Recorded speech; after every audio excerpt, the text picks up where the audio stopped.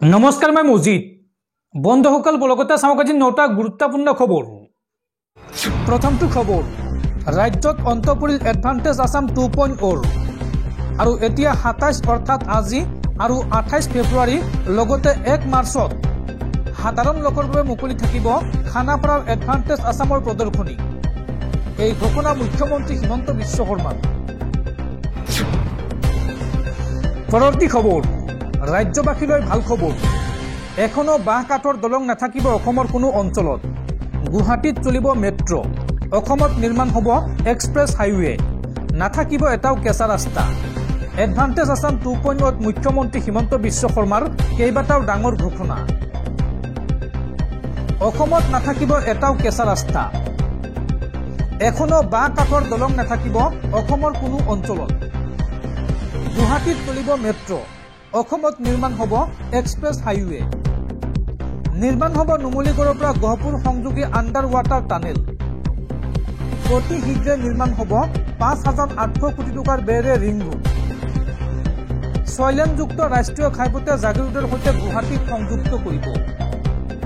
জাগিৰ ৰোডৰ পৰা 40 মিনিটত বিমানবন্দৰ পাব আপুনি। 4 লেনযুক্ত ঘাইপথেৰে গুৱাহাটীৰ পৰা শিলচৰলৈ যাব পাৰিব মাত্ৰ 5 ঘণ্টাত। 6,000 কোটি টকাৰে নিৰ্মাণ কৰা হ'ব কাজিৰঙা এলিভেটেড কৰিডৰ। সম্পূৰ্ণৰূপে সলনি হৈ পৰিব অসমৰ সামগ্ৰিক ৰূপ। পথ ৰেল যাতায়াত আৰু জল পৰিবহণত আহিব আমূল পৰিৱৰ্তন। অসমত এতিয়া অসম্ভৱ বুলি একোৱে নাথাকিব।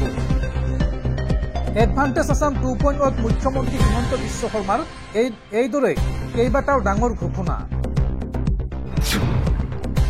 পৰৱৰ্তী খবৰ পুনৰ ভয়ংকৰ বিমান দুৰ্ঘটনা। ভয়ংকৰ বিমান দুৰ্ঘটনাত 46 জন লোকৰ মৃত্যু আৰু দুৰ্ঘটনাৰ পূৰ্বে যাত্ৰীৰ দুৱা হেয়াল্লা ৰক্ষা কৰা আৰু এই ঘটনাক লৈ এতিয়া সমগ্ৰ বিশ্বত চাঞ্চল্য। বিশ্বকোপোৱা ভয়ংকৰ বিমান দুৰ্ঘটনাত 46 জন লোকৰ মৃত্যু, দুৰ্ঘটনাৰ পূৰ্বে যাত্ৰীৰ দুৱা হেয়াল্লা ৰক্ষা কৰা। সেনাবাহিনীৰ সামৰিক বিমান দুৰ্ঘটনাত মৃত্যুৰ কিৰিলি। ছুডানৰ উমদৰমান চহৰত সংঘটিত হৈছে এই ভয়ংকৰ বিমান দুৰ্ঘটনা। উমদৰমানৰ ৱাডি ছাইডনা বিমান ঘাটিৰ পৰা উৰা মাৰিছিল এণ্টনভ বিমানখন আৰু উমদৰমানৰ আৱাসিক অঞ্চলত দুৰ্ঘটনাত পতিত হয় সেনাবাহিনীৰ এই বিমানখন। সেনাৰ জ্যেষ্ঠ বিষয়াৰ লগতে 19 গৰাকী সাধাৰণ নাগৰিকৰ ঠাইতে মৃত্যু হৈছে। বিমান দুৰ্ঘটনাত কমেও 10 জন লোক আহত হোৱাৰ খবৰ আহিছে আৰু মুঠ 46 জন বিমান যাত্ৰীৰ মৃত্যুক লৈ তীব্ৰ চাঞ্চল্য বিৰাজ কৰিছে সমগ্ৰ অঞ্চলত। দৰ্শকসকল আৰু বহুতো গুৰুত্বপূৰ্ণ খবৰ আছে। তাৰ আগতে আপোনাক জনাও যে যদি আপুনি এতিয়ালৈকে এইটো ভিডিঅ'ত লাইক কৰা নাই তেন্তে এতিয়াই ভিডিঅ'টোত লাইক কৰি দিয়ক আৰু এনেকুৱা ধৰণৰ ভিডিঅ'সমূহ নিতৌ চাবলৈ চেনেলটো ছাবস্ক্ৰাইব কৰি কাষত থকা বেল আইকনটো প্ৰেছ কৰি ৰাখক। পৰৱৰ্তী খবৰ ভ্ৰাম্যমান থিয়েটাৰৰ বলিষ্ঠ অভিনেতা মৃদুল ভূঞাৰ মাতৃৰ মৃত্যু। এফালে হাজু মাতৃৰ চিতা, আনফালে মঞ্চত পুত্ৰৰ অভিনয় কৰি থাকোঁতেই হঠাৎ আহিল মাতৃৰ বিয়োগৰ খবৰ। তাৰ পাছতো মঞ্চত অভিনয় কৰি যাব লগা হ'ল পুত্ৰই। বলিষ্ঠ অভিনেতা মৃদুল ভূঞাৰ মাতৃ কুঞ্জলতা ভূঞাৰ দেশবাহান। বৰ্তমান ৰাজধানী থিয়েটাৰত কৰ্মৰত আছে মৃদুল ভূঞা আৰু লখিমপুৰৰ কেবি ৰোডত চলি আছে ৰাজধানী থিয়েটাৰ আৰু সেই সময়তে আহিল মাতৃৰ মৃত্যুৰ খবৰ আৰু অভিনয় শেষ কৰি পোনে পোনে ৰাওনা হ'ল নিজ গৃহলৈ অভিনেতা মৃদুল ভূঞা। পৰৱৰ্তী খবৰ এতিয়াৰ পৰা মন গ'লে যধে মধে কিনিব নোৱাৰিব মাটি বাৰীক লৈ মুখ্যমন্ত্ৰী হিমন্ত বিশ্ব শৰ্মাৰ বৃহৎ ঘোষণা। মাটি কিনা বেচাক লৈ অসমত বলবৎ হ'ল নতুন নিয়ম। অসমত মাটি কিনা বেচাত আহি গ'ল নতুন নিয়ম। মাটি বাৰী ক্ৰয় বিক্ৰয়ক লৈ মুখ্যমন্ত্ৰীৰ ডাঙৰ মন্তব্য। অসমৰ নিৰ্বাচিত ৰেভিনিউ ব্লকত 1951 চনৰ আগত অহা লোকেহে মাটি কিনা বেচা কৰিব পাৰিব। অসমৰ কিছু ব্লকত প্ৰযোজ্য হ'ব কিছু নতুন নিয়ম। বিশেষ কিছু অঞ্চলত মাটি বাৰী ক্ৰয় বিক্ৰয়ত প্ৰযোজ্য হ'ব এই নতুন নিয়ম। মুখ্য নগৰবোৰত অৱশ্য এই নিয়ম প্ৰযোজ্য নহয়। আছু আৰু চৰকাৰৰ আলোচনাত এই বিশেষ সিদ্ধান্ত লোৱা হৈছে। এই নিয়ম কেৱল গ্ৰাম্য অঞ্চলত আৰু নন মিউনিচিপালিটি ৰেভিনিউৰ ক্ষেত্ৰত প্ৰযোজ্য হ'ব। ইফালে নতুন নগৰৰ ক্ষেত্ৰত এই নিয়ম হোৱাটো বিচাৰে আছুৱে। জনজাতীয় আৰু অনুসূচিত জাতিৰ বাবে প্ৰয়োজন নহয় এই প্ৰমাণ পত্ৰ, অৰ্থাৎ তেওঁলোকক 1951 চনৰ কাগজ পত্ৰ নালাগে। তেওঁলোকে এই নিয়মৰ আওতাত নপৰে। তেওঁলোকে য'তে ইচ্ছা ত'তেই মাটি কিনিব পাৰিব। ইফালে শীঘ্ৰে অসমৰ চৰ অঞ্চলৰ ভূমিত হ'ব ছাৰ্ভে। জাষ্টিছ বিপ্লৱ শৰ্মাৰ কমিটিৰ প্ৰতিবেদন অনুসৰি হ'ব জৰীপ। এই ঘোষণা মুখ্যমন্ত্ৰী হিমন্ত বিশ্ব শৰ্মাৰ।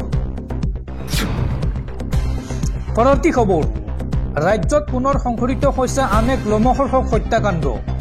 এইবাৰ স্বামীয়ে হত্যা কৰিলে পত্নীক। ভূমিকেন্দ্ৰিক সংঘাতৰ বাবেই মৰিগাঁৱত সংঘটিত হৈছে এই ভয়ংকৰ ঘটনা। মহাশিৱৰাত্ৰিৰ দিনাই ৰাজ্য কঁপাই যোৱা আন এক ভয়ংকৰ হত্যাকাণ্ড। স্বামীয়ে এইবাৰ নৃশংসভাৱে হত্যা কৰিলে পত্নীক। ভূমিকেন্দ্ৰিক সংঘাতৰ বাবেই পত্নীক দাৰে আক্ৰমণ কৰি হত্যা। মৰিগাঁৱৰ হাতমাৰীত সংঘটিত হৈছে এই চাঞ্চল্যকৰ হত্যাকাণ্ড। স্বামী ৰঙিয়াৰ সুভাষ বৰুৱাই হত্যা কৰিলে পত্নী ভানু দেৱীক। বিগত কেইবাটাও মাহ ধৰি স্বামী স্ত্ৰীৰ মাজত চলি আছিল ভূমিকেন্দ্ৰিক সংঘাত, আৰু এই ভূমিকেন্দ্ৰিক সংঘাতে আজি লয় চূড়ান্ত ৰূপ। পৰৱৰ্তী খবৰ, ম্যানমাৰৰ আৰাকান সেনাই অপহৰণ কৰিলে 19গৰাকী বাংলাদেশীক। পুনৰ এবাৰ চাপত পৰিছে মহম্মদ ইউনুছৰ চৰকাৰ। ম্যানমাৰৰ বিদ্ৰোহী সংগঠন আৰাকান আৰ্মীয়ে টেকনাফ সীমান্তৰ পৰা 19জন বাংলাদেশী নাগৰিকক অপহৰণ কৰাৰ পাছত সীমান্তত উত্তেজনা বৃদ্ধি পাইছে। যদিও সীমান্তৱৰ্তী অঞ্চলত বাংলাদেশৰ স্থল আৰু নৌসেনা বাহিনী সক্ৰিয় হৈ আছে, তথাপিও অপহৃতসকলক উদ্ধাৰৰ বাবে এতিয়াও কোনো অভিযান আৰম্ভ কৰা নাই। যোৱা সপ্তাহত কক্সবজাৰৰ সমীপৰ টেকনাফ সীমান্তৰ পৰা দুবাৰকৈ বাংলাদেশী মাছমৰীয়াক অপহৰণ কৰাৰ অভিযোগ উত্থাপন হৈছে। প্ৰথমে আৰাকান সেনাই চাহপুৰীৰ দ্বীপৰ ঘোলাৰচৰৰ পৰা 2খন নাওসহ 10জন লোকক অপহৰণ কৰে, আৰু ইয়াৰ পিছত নাফ নদীৰ নাইকিয়াংদিয়া অঞ্চলৰ পৰা ম্যানমাৰৰ বিদ্ৰোহীয়ে আৰু 2খন নাৱৰ সৈতে 9জন মাছমৰীয়াক বন্দী কৰে। উল্লেখযোগ্য যে ম্যানমাৰ আৰু বাংলাদেশ সীমান্তৰ মুঠ দৈৰ্ঘ্য হৈছে 271 কিলোমিটাৰ, আৰু যুদ্ধৰ বাবে যোৱা 15 মাহত বিদ্ৰোহী মিত্ৰজোঁট যি ব্ৰাদাৰহুড এলায়েন্সৰ আটাইতকৈ ডাঙৰ সশস্ত্ৰ গোট আৰাকান আৰ্মীয়ে ইয়াৰ সকলোবোৰ নিজৰ দখললৈ লৈছে। যোৱা ডিচেম্বৰ মাহত আৰাকান সেনাই ম্যানমাৰৰ ৰাখাইন ৰাজ্যৰ 80%তকৈও অধিক অংশ দখল কৰিছিল, য'ত মাউংদাও, বুথিদাং, পালেটাও চহৰসমূহ আছিল। ৰাখাইন ৰাজ্যৰ লগতে বাংলাদেশৰ সীমা ভাগ, আৰু এনে পৰিস্থিতিত মহম্মদ ইউনুছৰ চৰকাৰে তাত বসবাস কৰা লাখ লাখ ৰোহিংগীয়া মুছলমানৰ ভৱিষ্যতক লৈ চিন্তিত। এই জলবায়ুত বাংলাদেশী মাছমৰীয়াক অপহৰণ কৰাৰ ফলত ঢাকাৰ ওপৰত হেঁচা বাঢ়িছে। আৰু যোৱা ডিচেম্বৰ মাহত ৰোহিংগীয়া সন্দৰ্ভত মহম্মদ ইউনুছৰ বিশেষ প্ৰতিনিধি খলিলুৰ ৰহমানে কয় যে পৰিৱৰ্তিত পৰিস্থিতিৰ পোহৰত সীমান্ত অঞ্চল নিয়ন্ত্ৰণ কৰা আৰাকান সেনাৰ সৈতে ঢাকাই যোগাযোগ স্থাপনৰ চেষ্টা চলাইছে, কিন্তু ইয়াৰ ফলত যে কোনো ফল পোৱা নাই সেয়া শেহতীয়া পৰিঘটনাৰ পৰা স্পষ্ট হৈ পৰিছে। এই সময়ত ম্যানমাৰৰ সাহসীয় সামৰিক জুণ্টাৰ দ্বাৰা অন্ধ হৈ পৰা ৰোহিংগীয়া মুছলমানসকল বৰ্তমানৰ যুদ্ধ পৰিস্থিতিত চৰকাৰী বাহিনীৰ সহযোগী হৈ পৰিছে। বিগত 6 মাহ ধৰি বাংলাদেশ সীমান্ত অঞ্চলত জুণ্টা বাহিনীৰ সৈতে বিদ্ৰোহীৰ বিৰুদ্ধে যুঁজি আহিছে আৰাকান ৰোহিংগীয়া সেনাবাহিনী, আৰাকান ৰোহিংগীয়া সেলভেশ্যন আৰ্মী চমুকৈ RSA আৰু ৰোহিংগীয়া ছলিডাৰিটি অৰ্গেনাইজেশ্যনৰ যোদ্ধাসকলে। কিন্তু সেয়া শেষ উপায় নাছিল। এনে পৰিস্থিতিত ৰোহিংগীয়া মুছলমানসকল আৰাকান সেনাৰ নতুন লক্ষ্য হৈ পৰিছে। পৰৱৰ্তী খবৰ, বজালীৰ চক্ৰ বিষয়া এছিয়াছ মাছুম ইউনুছ আহমেদক চাকৰিৰ পৰা নিলম্বন। চৰকাৰী চাকৰিয়াল হোৱাৰ পিছতো ব্যক্তিগত খণ্ডত জড়িত হোৱাৰ বাবে এই সিদ্ধান্ত অসম চৰকাৰৰ। পৰৱৰ্তী খবৰ, অসম আৰু এতিয়া বন্ধ দিয়া প্ৰদেশ হৈ থকা নাই। অসম এতিয়া ছেমি কণ্ডাক্টৰৰ দেশ। এই মন্তব্য ৰাজ্য চৰকাৰৰ কেবিনেট মন্ত্ৰী পীযুষ হাজৰিকাৰ। অসম আৰু এতিয়া বন্ধ দিয়া প্ৰদেশ হৈ থকা নাই। অসম এতিয়া আইন শৃংখলাজনিত পৰিৱেশ থকা ৰাজ্য হৈ থকা নাই। চান্দা সংস্কৃতি থকা এখন অসম হৈ থকা নাই। অসম এতিয়া ছেমি কণ্ডাক্টৰৰ দেশ। এই ভাষ্য মন্ত্ৰী পীযুষ হাজৰিকাৰ। এডভান্টেজ আছাম 2.0 দ্বিতীয় দিনৰ বিনিয়োগ সন্দৰ্ভত মন্ত্ৰীগৰাকীয়ে কি আশা কৰে বুলি আজি সাংবাদিকে সোধা প্ৰশ্নৰ উত্তৰ দিবলৈ গৈ মন্ত্ৰীগৰাকীয়ে এইদৰে মন্তব্য কৰে। তেওঁ কয় যে অসম এতিয়া ছেমি কণ্ডাক্টৰৰ দেশ। অসমত নতুন নতুন উদ্যোগ আহিব। মই আশা কৰিম যে অসমত অচিৰেই মোবাইল মেনুফেকচাৰিং হ'ব। অসমৰ ইণ্ডাষ্ট্ৰিয়েল যি গ্ৰোথ হিষ্টৰী ভাৰতবৰ্ষৰ অন্য ঠাইত আলোচনা হ'ব। পৃথিৱীৰ অন্য জেগাই ক'ব যে অসমত ইণ্ডাষ্ট্ৰি কৰিবলৈ গৈছিলোঁ। তাত বাণিজ্য বহুত শক্তিশালী। Government is very productive. আৰু আমাৰ ছিষ্টেমসমূহ তেনেকুৱা হ'ব বুলি মই আশা কৰোঁ। আৰু তেতিয়াহে অসম এখন ডেভেলপ ষ্টেট ৰূপে ৰূপান্তৰিত হ'ব। মন্ত্ৰীগৰাকীয়ে পুনৰ কয় যে মুখ্যমন্ত্ৰী ডক্টৰ হিমন্ত বিশ্ব শৰ্মা ডাঙৰীয়াই সদায় কয় যে অসমে কেন্দ্ৰীয় চৰকাৰৰ পৰা সাহায্য লোৱা ৰাজ্য হৈ থাকিব নোখোজে। অসমে কেন্দ্ৰীয় চৰকাৰলৈ বৰঙণি আগবঢ়াবলৈ বিচাৰে, যাতে অসমৰ পৰা লোৱা বৰঙণি ভাৰতৰ বেলেগ ৰাজ্যলৈকে কেন্দ্ৰীয় চৰকাৰে দিব পাৰে। এয়াই হ'ব অসমৰ সকলোতকৈ ডাঙৰ সফলতা। অসমীয়া ল'ৰাই চাকৰি পাব, অসমীয়া ছোৱালীয়ে চাকৰি পাব, নিবনুৱা সমস্যা নাইকিয়া হ'ব। এয়াই মোৰ আশা।